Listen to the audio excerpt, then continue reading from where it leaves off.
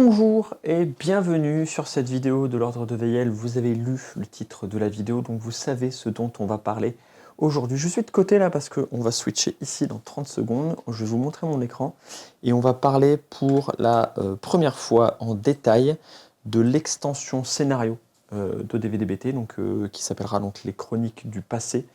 On va parler de cette extension, ça va être cool. On va rentrer un petit peu dans le détail. Je vais éviter de vous spoiler. Je pense que ça va être un petit peu la volonté pour moi au travers de cette vidéo et même quand on fera une vidéo de partie en fait de ce truc-là, de ne pas vous spoiler les scénarios que vous allez faire dans le jeu. J'aimerais bien garder ça surprise. Donc je vous mettrai un setup, je vais dire qui rappellera ou qui sera un ersatz de ce que vous trouverez dans le jeu, mais j'ai pas envie de vous mettre exactement le genre de situation qu'on aura dans le jeu. J'ai pas envie de vous spoiler le truc, quoi. Je pense que vous avez envie de le découvrir et ça me paraît normal. Donc, normalement, au maximum spoil-free en termes de mise en place. Après, je vais devoir parler de cartes, je vais devoir parler un peu de mécanisme. Donc, forcément, vous allez être spoiler sur les trucs, vous allez apprendre des trucs, mais je vais essayer au moins, d'un point de vue narratif et d'un point de vue mise en place, d'éviter de vous spoiler des trucs. J'ai normalement augmenté le son légèrement. Il y a des gens qui me disaient que le son était un peu bas. Effectivement, la réécoute, le son est un peu bas. Donc, j'ai rajouté un petit peu de décibels. J'ai l'impression que ça ne nique pas la qualité du son, qu'on est quand même sur un truc qui est pas mal. Dites-moi dans les commentaires si c'est OK. Hein. Et puis, j'ai aussi un petit peu amélioré. Là, normalement, c'est un peu flou derrière moi. Je ressors un peu plus. Bref, petit à petit, on y arrive. Ça va le faire. Il n'y a pas de raison. Je switch de setup et on est parti pour parler de tout ça. Je fais toujours mieux avec mon Stream Deck. J'adore ça. Paf. Hey, nouvelle caméra. On va parler. Alors, vous allez voir des prix sur la droite du Kickstarter. C'est là maintenant que vous êtes. Vous allez voir du prix sur la droite du Kickstarter ici. Vous souciez pas trop de ça parce qu'on n'a pas reçu tous les devis encore. On n'a pas setup les derniers prix. C'est des approximations. Hein. Et l'extension Arsenal, donc celle des équipements, est à 18 €, le même prix que ce que étaient les autres extensions parce que peu ou prou, on a le même contenu. Donc je suis pas inquiet, ça devrait pas bouger. Ça devrait être 18 € pendant le Kickstarter et 20 € une fois le Kickstarter terminé. Et donc l'extension de scénario est actuellement à 60 €. Est-ce que ça va faire 60, 65, 65, 70? Je ne sais pas. Il y aura moins de cartes que dans le jeu de base, mais il y aura un tapis qui est 2 fois plus grand. Je ne sais pas le coût que ça va avoir en impact encore. Il n'y aura pas les plateaux, parce que vous les avez déjà, là où on met deck, blessure, tout ça, mais il y aura encore des dés. La boîte est aussi grande. Je ne sais pas en fait comment ça va se situer. Est-ce que ce sera beaucoup moins cher? Est-ce que le prix du tapis va surévaluer ou en tout cas être à équivalence de ce qu'on aura retiré en termes de matos cartonné? Mais en gros, à on va dire 5 balles près, on est dans ces eaux-là. On est entre 60 et 65 € probablement l'extension. En tout cas pendant le Kickstarter, et du coup, ça serait 65-70 € à la fin du Kickstarter. Puisque bien sûr on met toujours un peu moins cher pour ceux qui sont là pendant le KS. Je vous rappelle que le lien est dans la description, vous pouvez vous inscrire. On est parti, on va parler donc de l'extension scénario. Je vais lire ce que j'ai mis sur le Kickstarter parce que c'est structuré pour et je vais commenter au fur et à mesure et je passerai de temps en temps sur TTS pour vous montrer des petits trucs en évitant de spoiler. Vous verrez des choses de loin mais vous ne pourrez pas les lire de toute façon. Et je vais commenter au fur et à mesure. Cette extension introduit le mode campagne du jeu. Donc par campagne, nous entendons une série d'affrontements scénarisés, chacun avec des objectifs spécifiques, des règles, des conditions de victoire et de défaite qui évoluent au fil du jeu. Donc là, je vais être très clair sur ce que vous aurez dans la boîte et la manière dont ça va se passer. Ne vous attendez pas à une narration de dingue. Ok, c'est vraiment pas le but. L'idée, c'est quoi? Vous allez avoir un blabla, quelques lignes d'introduction d'un affrontement, d'un combat. J'ai enlevé ça d'ailleurs, je ne sais pas pourquoi j'ai mis ça. Vous allez avoir quelques lignes d'affrontement, de description donc d'un combat ou d'une mise en place. Hein. Il y a toujours des monstres, on va dire, à affronter, mais il ne faut pas toujours voir ça comme un combat. Ça peut être une escorte, ça peut être une série d'objectifs, ça peut être plein de choses. Un petit blabla qui vous met dans l'ambiance, puis une image qui vous dira placez en gros les murs ici, placez les leviers ici, placez tel monstre à tel endroit, placez les mécanismes à tel endroit, placez les coffres à tel endroit. Quand vous avez bien placé le plateau, on vous dit vous démarrez sur ces cases-là, en fonction du nombre de joueurs bien sûr, puis vous pouvez derrière démarrer votre affrontement et on vous donne des règles spécifiques. Okay, donc attendez-vous en termes de narration un petit blabla d'intro, quelques lignes, un petit blabla d'outro, quelques lignes, mais vous attendez pas à avoir des pavés, à avoir de la narration, à avoir des embranchements sur des choix, il n'y en aura pas. Okay, l'idée c'est vraiment intro, résolution d'un combat, d'un affrontement, d'un scénario, d'une mise en place de ce que vous voulez, outro. Okay, pour ceux qui connaissent Gloomhaven, c'est à l'idée de la Gloomhaven. Ça va être un peu moins Gloomhavenesque, en tout cas moi j'ai fait les mâchoires du lion, j'ai fait les 5-6 premiers où c'est blablabla, combat dans une grotte, blablabla, combat dans un bateau, blablabla, combat dans une autre grotte. C'est un peu l'expérience que moi j'ai de Gloomhaven. On va quand même essayer d'être un petit peu plus fluffy que ça. J'aime bien quand même quand vous avez un petit peu de lore, que vous avez un petit peu de contexte. Mais l'idée pour moi c'est vraiment que vous ayez la sensation de vivre le moment au travers, du combat, au travers de l'affrontement. Mais est-ce elle a commencé à me suivre cette coquinette? Voilà. Pourquoi elles me suivent toujours comme ça? C'est très désagréable. Mais que vous n'ayez pas cette obligation de lire des pavés, des pavés, des pavés pour ressentir l'histoire.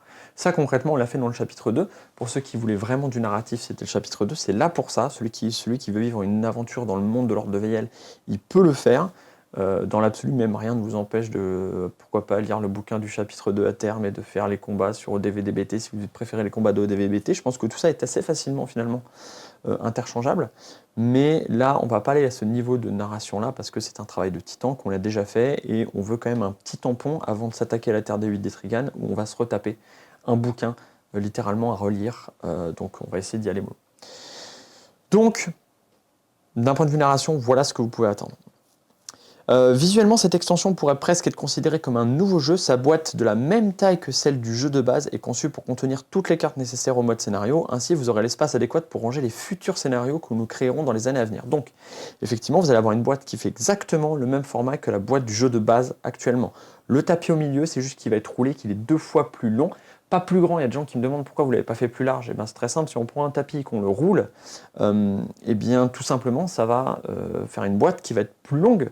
Parce que tant qu'on l'allonge, on peut continuer à le rouler. Dès qu'on l'élargit ou qu'on le met plus haut, eh bien la boîte doit suivre, ce qui paraît logique. Donc non, il ne sera pas plus haut. Et en plus, je vous l'avais dit, il y a effectivement cette problématique de... Je vais désactiver le suivi parce que ça va être chiant. Il y a effectivement cette problématique de taille de table, où en fait, si on agrandit le tapis, on n'aura jamais, absolument jamais, la place sur une table de mettre un truc qui ferait, je sais pas, ça fait 80 actuellement, on serait sur du 1m10, 1m20. Il n'y a pas des tables d'1m20 de large, ça n'existe pas, ou alors c'est des tables d'extérieur, tout ça, c'est pas prévu pour. Donc ça, c'est pourquoi le tapis n'est pas plus grand. Ensuite, donc actuellement, ce que je vais vous dire, c'est à prendre avec des pincettes. Je vais vous dire ce qui est sûr, et je vais vous dire ce qui peut encore changer. Parce que vous le savez, parfois on vous promet des trucs, et en fait, on vous en met plus. On vous en met jamais moins que ce qu'on vous promet, ça vous le savez. Mais, hop, je remets un peu la caméra comme ça.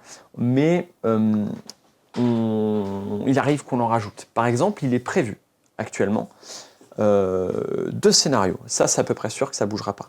L'extension propose actuellement 2 scénarios comportant respectivement 12 et 8 affrontements. Que le premier scénario fasse 12 affrontements, c'est une certitude. Elle me gaffe cette caméra, elle n'a pas envie ce matin.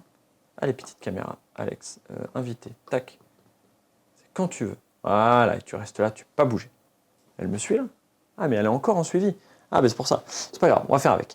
Donc, le premier scénario, 12 affrontements, c'est une certitude. Ça va retracer la péripétie des gars des 13 premiers héros dans la crypte d'Ilus, et donc vous allez faire les 12 affrontements, en gros, que eux ont fait, ou un ersatz de ça, c'est pas que des affrontements, mais les 12 scénarios en tout cas, qui feront donc le premier patch de scénario. Ça aura un début, ça aura une fin, et après vous aurez donc un deuxième scénario. Actuellement, il est annoncé 8 affrontements, on a commencé à bosser dessus, j'ai commencé en tout cas à bosser dessus, parce que pour le moment c'est en autonomie. Il n'y a pas forcément 8 affrontements, pourrait y en avoir plus. Il n'y en aura pas moins, ça c'est sûr, pourrait y en avoir plus. Ça se trouve, on finira à 9 ou à 10.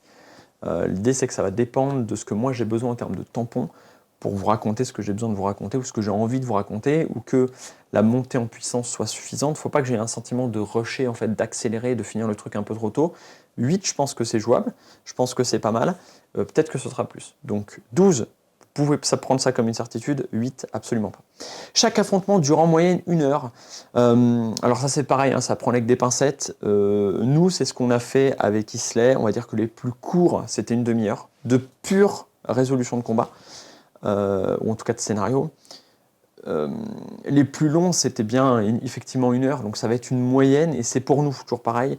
Nous, on fait des parties en 1h30, ça se trouve, ce sera beaucoup plus long, sachant que vous n'aurez pas bien sûr l'obligation de les enchaîner. Vous pourrez vous aurez plein d'intercalaires, prendre les decks et les machins que vous avez à l'instant T, savoir à quel affrontement vous vous êtes arrêté tout simplement, et puis vous pourrez bêtement, la fois d'après, ressortir les cartes et repartir. Il y aura un système de sauvegarde prêt à faire feu, vous n'aurez pas besoin de laisser le truc pendant je ne sais pas combien d'heures sur la table, même si je sais que certains d'entre vous le feront.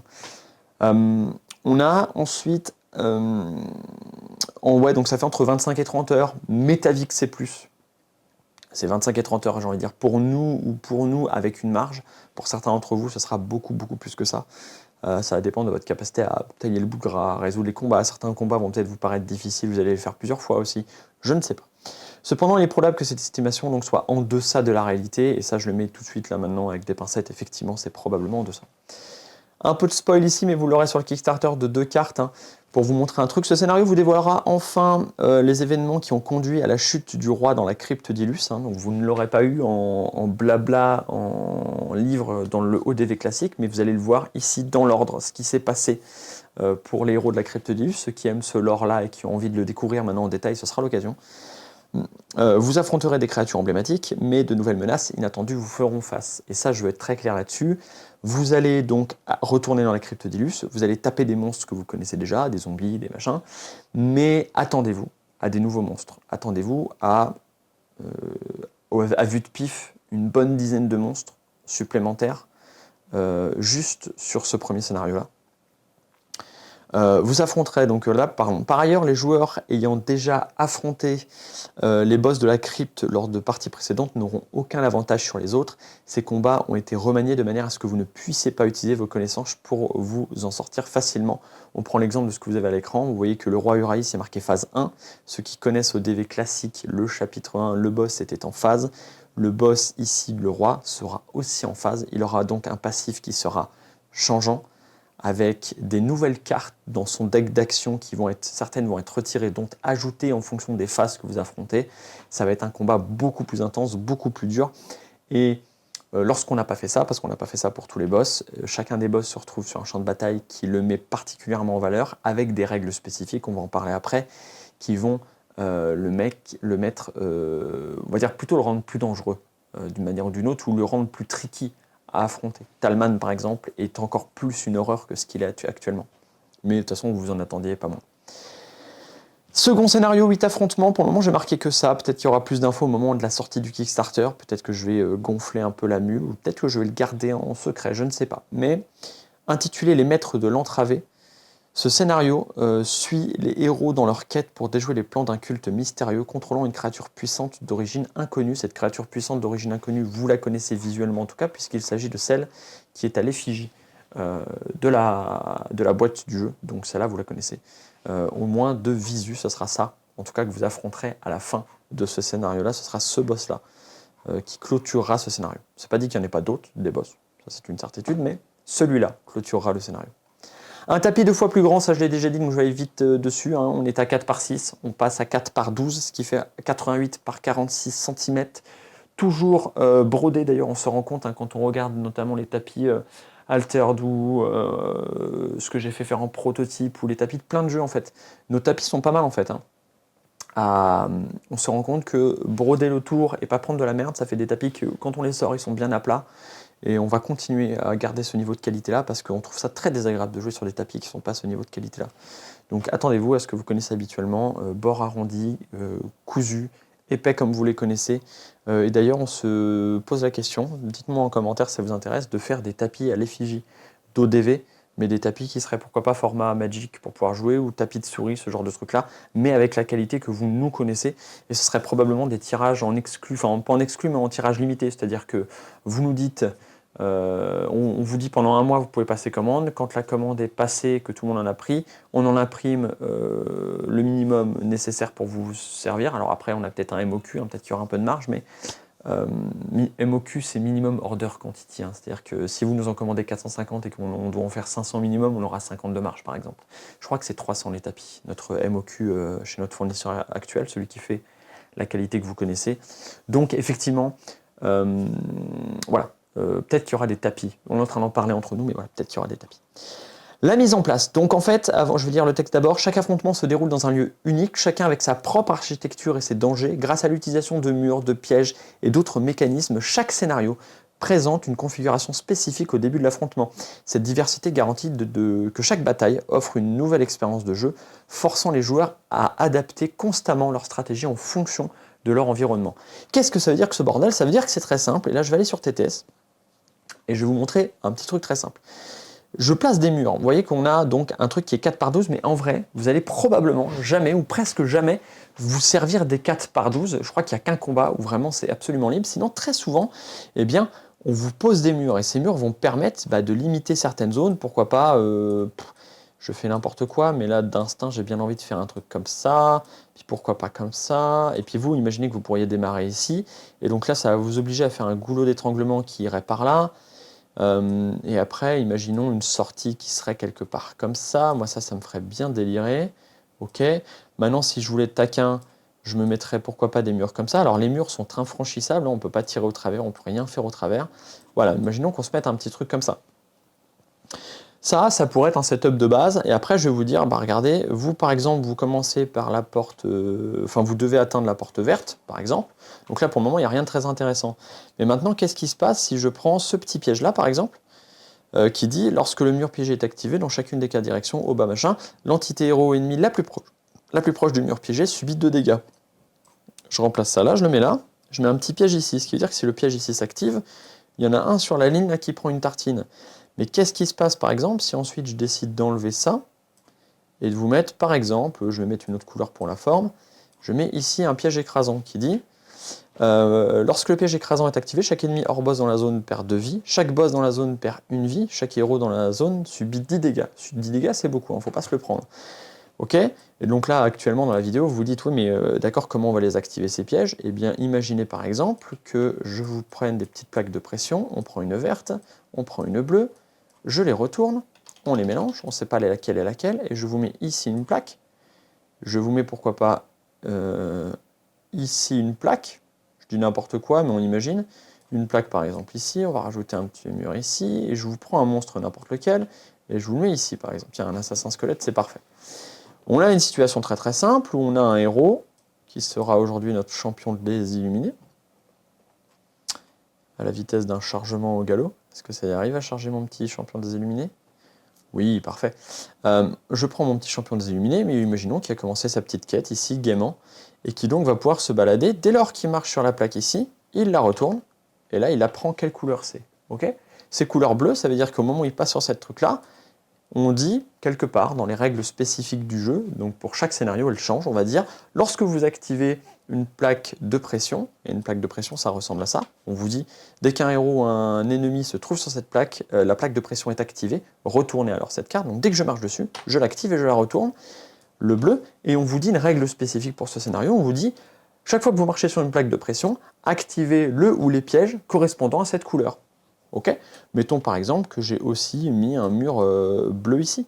Eh bien, marcher sur cette plaque de pression activera ce piège écrasant et activera ce piège-là. Et donc, s'il y avait un héros ici, bim, il se prendra une tartine. S'il y avait un ennemi ici, il se prendra une tartine. Et tout ce qui serait là dans les cases autour du piège écrasant se ferait écraser et prendrait des dégâts. Eh bien, avec quelques cartes comme ça peut être des plaques écrasantes, mais ça peut être aussi un levier par exemple, hein, ça peut être absolument tout et n'importe quoi, avec un système de j'active un truc sans en connaître la couleur tant que j'ai pas retourné la carte, en mettant des pièges qui sont colorés, eh bien on peut vite faire tout un tas de situations où vous pouvez par exemple activer des pièges, on peut ouvrir des portes, on peut fermer ou activer des mécanismes, on peut faire tout un tas de choses avec des cartes que je ne vais pas vous spoiler ici, mais qui du coup sont à utilisation pas unique, mais plus spécifique pour des scénarios spécifiques. Là, moi j'ai à ma gauche ce que j'ai appelé les mécanismes, c'est-à-dire un peu ma caisse à outils de trucs que je peux réutiliser régulièrement, pourquoi pas. Mais je peux aussi avoir des éléments très spécifiques qui ne vont servir dans votre cas qu'une seule fois pour un scénario. Par exemple, un mec blessé qu'il faut escorter, eh bien ça, il y a un scénario d'escorte et vous le reverrez jamais ailleurs. Par contre, les règles sont volontairement suffisamment larges et pas bloquées dans ce truc-là pour que si j'ai envie de vous refaire un jour un même scénario en sachant que vous avez la boîte de base, je veux réutiliser par exemple le mec qui est blessé, eh bien je peux le réutiliser. Et ça, c'est important pour moi parce que du coup, j'aurai une caisse à outils avec le temps de cartes qui vont se rajouter, qui vont permettre à être utilisées de tout un tas de manières différentes. Et avec cette réhute, on va pouvoir faire tout un tas de scénarios différents, tout un tas de mises en place différentes. Et si j'ai eu envie, par exemple, une fois de temps en temps sur Discord par semaine, à vous faire une mise en place un peu rigolote que je trouve sympa avec un combat que je vous dis de résoudre, bien je pourrais parce que vous avez le matos à la maison. Il est suffisamment large pour ne pas être bloqué dans le carcan d'une seule utilisation pour un scénario. Il est suffisamment large pour pouvoir être réutilisé. Et ça, c'est cool pour moi. Donc ça, c'est un exemple typique de ce que j'entends par une mise en place. Alors celle-là, elle est simple, mais croyez-moi bien qu'on vous taquine un peu plus. Par exemple, là, on voit que dès que le combat va démarrer, il n'y a qu'un monstre. Hein. Mais quand nous, on joue notre tour, on s'arrête là. Dès lors que le monstre joue son tour, lui, il va tenter de nous rejoindre, donc il va passer par là. Lui, il va activer le piège, qui fait que ça va activer ce truc-là, ce qui fait que lui, il va se prendre un coup dans la quiche. Et il y a un des scénarios notamment où le setup est pas facile, et dès le démarrage, vous allez voir 2-3 monstres qui vont commencer directement à activer les pièges, et donc vous cherchez les cases où vous pouvez vous planquer dès le début, parce que si les pièges partent, vous savez que vous allez prendre cher. Et après, c'est un jeu d'esquive entre les monstres qui activent les pièges pour vous, vous qui essayez d'activer les pièges pour les monstres, toujours en ne sachant pas la couleur, et donc vous prenez le pari de savoir si c'est plus intéressant d'essayer de les pousser sur les pièges et d'activer les pièges, plutôt que de les taper en prenant le risque que... Et tout ça, c'est hyper intéressant à jouer. J'adore la dynamique de cette extension pour le moment. C'est exactement ce que je voulais en faire et je suis très, très, très content de ce que ça va donner. Donc ça, c'est un exemple de mécanisme de mise en place très simple. On repart sur... Hop, hop. Donc no spoil, hein, parce que ce que je viens de vous dire, c'est pas dans le scénario, il n'y a pas tout ça, c'est voilà, un peu du haut de ma tête. Croyez-moi bien que c'est un petit peu plus réfléchi en définitif. Les objectifs. Pour chaque affrontement, un ou plusieurs objectifs spécifiques sont définis dictant les conditions de victoire ou de défaite. Ces objectifs varient du classique tuer les ennemis à des missions plus complexes comme brûler les nids d'araignées ou sauver l'éclaireur. Alors quand il y a tuer tous les ennemis, ça peut être le cas par exemple pour Talman. Talman, il faut juste le tuer. D'ailleurs tous les boss, il faut juste les tuer.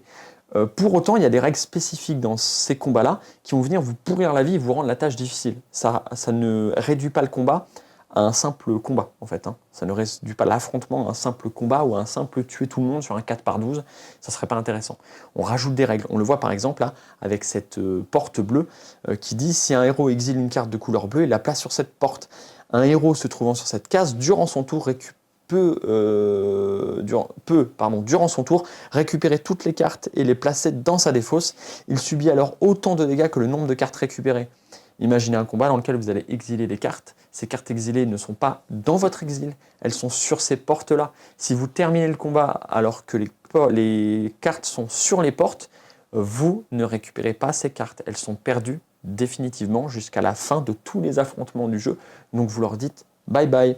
Sauf que vous ne pouvez pas récupérer que vos cartes, vous récupérez toutes les cartes. Donc si vous êtes intelligent ou si ça vous embête ou quoi que ce soit, en tout cas, en allant dessus, vous allez pouvoir vous échanger définitivement des cartes et récupérer des cartes d'autres decks. Nous, notamment, on a fait passer ma carte de héromètre de magicien qui fait des blocages lorsque je tape à l'élu divin. Lui m'a fait passer des trucs de blocage et de soins et de machin. On a fait un petit inversement des valeurs. Il était très puissant. Moi, j'étais hyper versatile. On a fait des combats incroyables derrière parce qu'on a réfléchi ça. Cette mécanique a été réfléchie en termes de build durant le combat pour les combats suivants. C'était hyper intéressant techniquement. Okay, donc imaginez effectivement qu'on va vous dire voilà la condition de victoire. Des fois il y en a plusieurs. Voilà là où les conditions de défaite. Alors tous les héros meurent, c'est quasiment tout le temps une condition de défaite, on est bien d'accord. Mais il y en a d'autres. Je sais pas, le mec que vous devez escorter. Le mec que vous devez escorter est mort.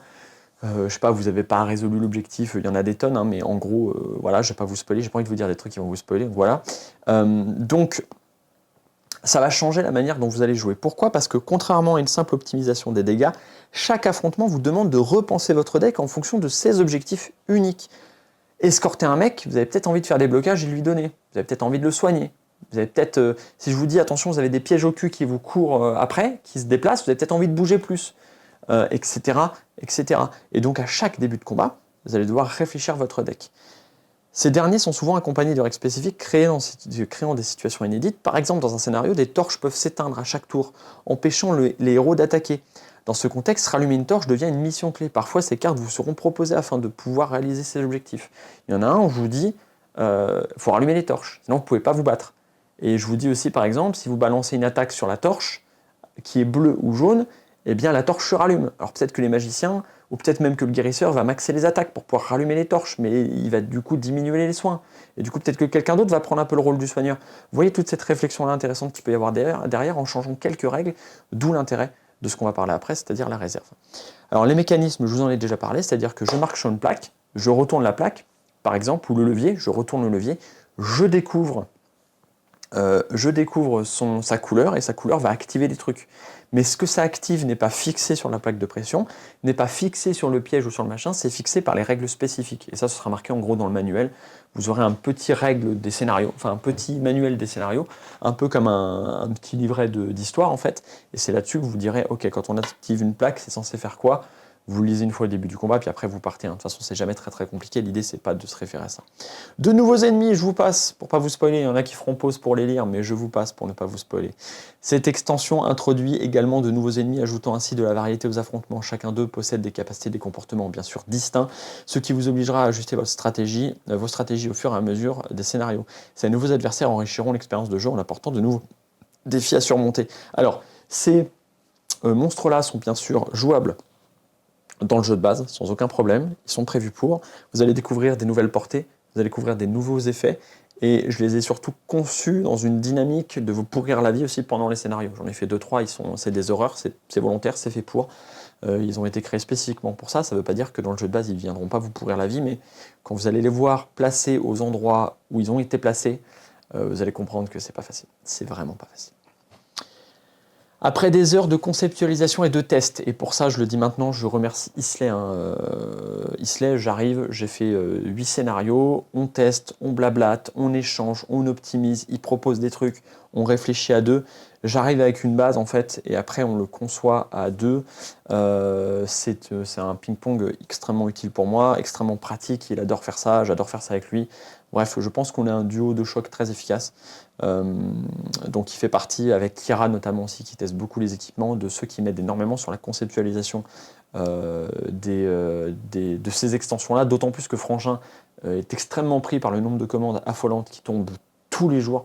On est à 15 ou 20 commandes par jour, on ne peut pas partir un week-end sans revenir, sans qu'il en ait 50 à faire le lundi, c'est un enfer. Donc il n'a pas le temps de m'aider à conceptualiser des trucs là maintenant tout de suite, et donc du coup ils sont d'une aide, mais inestimable.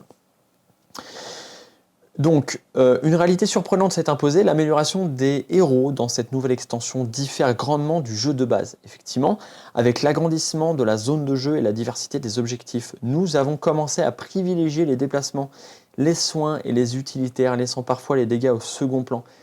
Parfois taper, c'est pas important.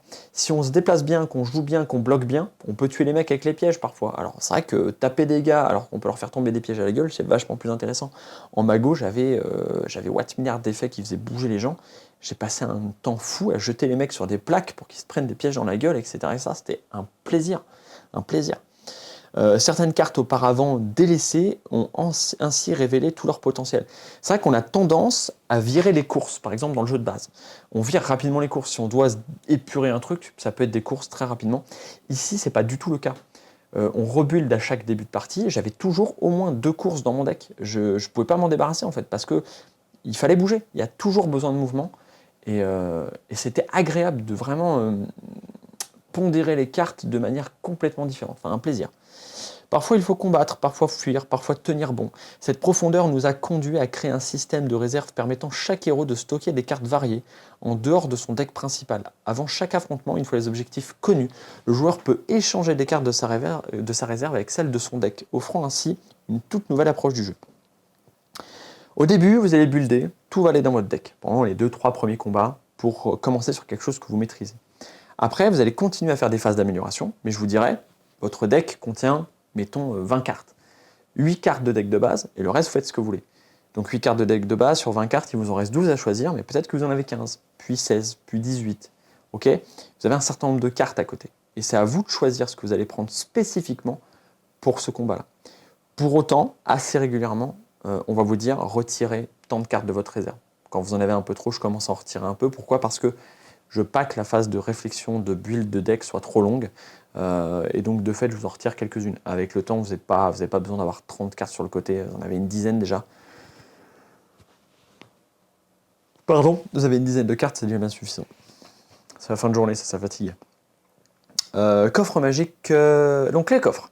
Donc les coffres, c'est pareil, vous avez des coffres qui ont donc un recto et deux versos différents. Donc vous avez deux fois le même recto sur deux cartes de coffre, mais quand vous retournez, c'est pas la même couleur. Et chaque couleur vous permet, on s'est longuement posé la question, est-ce que, et ça c'est des questions d'équilibrage, hein, est-ce qu'un coffre rajoute une phase d'amélioration? Est-ce que ça permet de faire une phase d'amélioration durant le combat? Ce serait rigolo hein, d'avoir une phase d'amélioration durant le combat. La problématique de ça, c'est ça. C'est que moi, je veux équilibrer le jeu sur les 12 affrontements, en tout cas par exemple du premier scénario.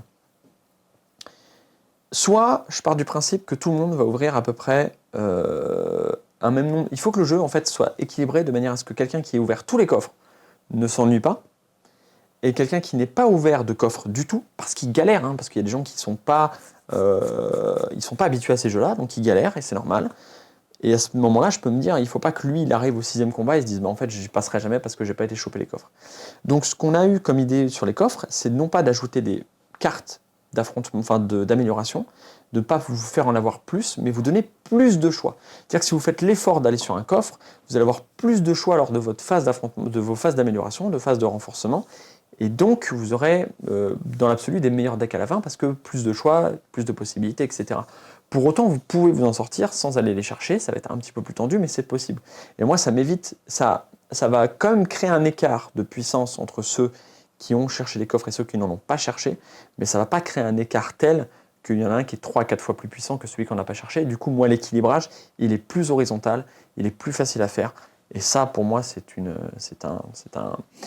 un effort, enfin, c'est un atout, pardon, incroyable. La dernière chose, c'est que, effectivement, faire des phases de renforcement en plein milieu du combat, ça casse le rythme. On perd l'ordre au détour, c'est un peu chiant. Et ça, j'ai pas envie. Voilà.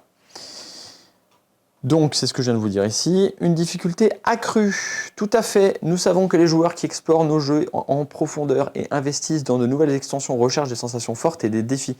Cette extension ne fait pas exception. Obtenir la victoire ne sera pas facile. Vous devrez probablement tenter plusieurs fois de remporter un affrontement avant de réussir, ce qui ajoute une dose supplémentaire de tension et de satisfaction après chaque victoire. C'est là où vous en avez pour 20 à 30 heures pour faire le jeu, c'est tant est que vous ne mourriez jamais. Moi, Isley, on n'a pas perdu une seule fois sur les affrontements. Par contre, tous les affrontements, on a dû se concentrer, on a dû galérer, et pour information, moi, Isley, quand on fait des parties, on ne perd jamais. On n'a jamais perdu une partie, lui et moi, parce qu'on est des gros joueurs de cartes. On a conceptualisé le jeu suffisamment longtemps pour savoir ce qu'il faut faire. On réfléchit, on parle combo, on vit le jeu. Donc on a les compétences suffisantes pour ne jamais perdre, en fait, le jeu de base. En tout cas, jusqu'en difficile extrême, je pense qu'on pourrait commencer à en perdre quelques-unes, mais dans l'idée, c'est ça. Donc on part du principe que si nous, on doit commencer à bien réfléchir pour s'en sortir intelligemment de certaines situations, que ceux qui n'ont pas notre expérience de jeu vont galérer, et donc ça va être dur pour eux. Pour les gros joueurs, toujours pareil, n'hésitez pas à vous rajouter 1 ou 2 monstres, et n'hésitez pas à vous faire des petits défis. Je ne sais pas encore si je vais implémenter un niveau de difficulté en plus, ou si en gros il faudra brute force et réussir à passer ce niveau-là et tout. Peut-être que je ferai un truc qui permettra de virer quelques monstres ou de rajouter quelques monstres. On verra. C'est pas encore conceptualisé. Si je dois le faire, ce sera à la fin. C'est pas le plus compliqué de retirer 1 ou 2 monstres. Mais attendez-vous, en tout cas au niveau normal du jeu, à quelque chose d'assez compliqué. Plutôt que réécrire, donc ça ce que je vous disais tout à l'heure, hein, plutôt que de réécrire un livre narratif comme nous l'avons fait pour l'Ordre de Veyel chapitre 12, nous avons choisi d'aborder l'immersion de manière différente dans cette extension. Ici, avant chaque affrontement, un court texte vous replacera dans le contexte, clarifiant les enjeux. L'immersion naît de la mise en place des objectifs à accomplir plutôt que de vous raconter l'histoire. Nous préférons que vous la viviez au travers de vos actions. Donc imaginez... en fait, ce que je veux, c'est que lorsque vous viviez le combat, de par les règles spécifiques, de par ce qui va se passer pour la résolution de la victoire du truc, vous ayez l'impression de vivre le moment comme si vous viviez l'aventure. C'est ça que je veux effectivement dans cette extension. Je ne veux pas vous faire un blabla et que vous fassiez un combat qui n'a pas de profondeur. Je veux que vous ayez l'impression d'avoir vécu une petite aventure à la fin de chaque combat. En tout cas, ça va être ce que je vais essayer de mettre en place. Et voilà. J'espère que je vais y arriver. Pour moi, j'ai ce sentiment-là quand je joue. J'espère que vous l'aurez aussi. C'est surtout ça, en fait, l'important. Le contenu de la boîte, il y a marqué tout doux. Pourquoi ? Parce que je ne connais pas encore le contenu de la boîte. Je sais effectivement à peu près le nombre de cartes. Je vais me l'ouvrir là, voilà, vous allez voir ça temporairement, bougez pas. Carte Count, j'ai un Count qui est ici, je vais dire ça tout de suite. Pour pas vous spoiler, sinon vous allez voir les cartes qu'il y a dans le scénario. Voilà. Actuellement, j'ai 117 cartes et on n'a fait que le premier scénar.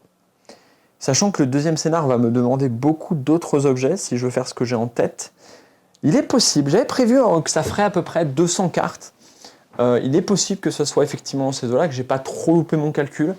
Je suis assez étonné en fait, ça va être ça un peu mon idée, c'est que je suis assez étonné ce que je peux vous faire d'intéressant sans pour autant dégueuler des cartes pour dégueuler des cartes. Ce qui moi me laisse de la place sur le long terme pour continuer à rajouter des cartes et rajouter des cartes et rajouter des cartes avec des nouveaux scénarios. J'ai pas envie de faire 400 cartes en fait sur le premier, si je peux vous faire des trucs cool avec 200, 250, ça me va très bien.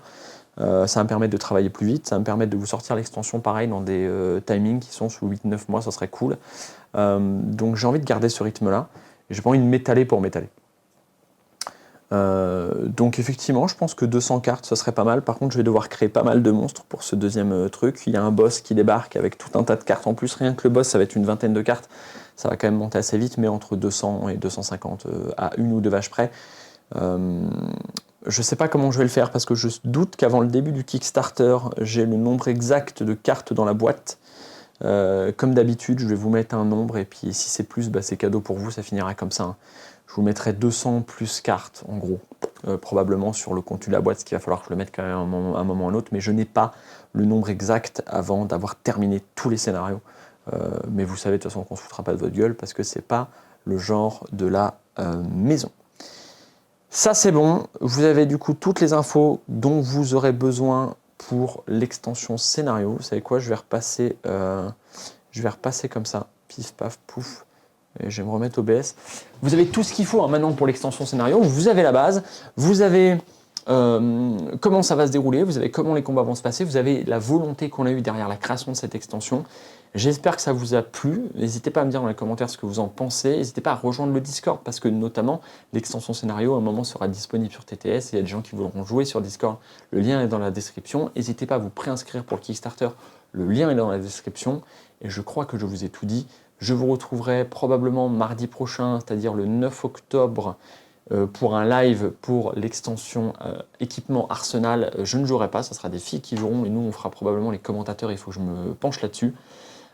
Et je vous referai probablement une petite vidéo dans pas trop longtemps aussi de partie de moi et Isley où on fera une petite partie équipement Arsenal. Je ne sais pas si on le fera là en live, on verra.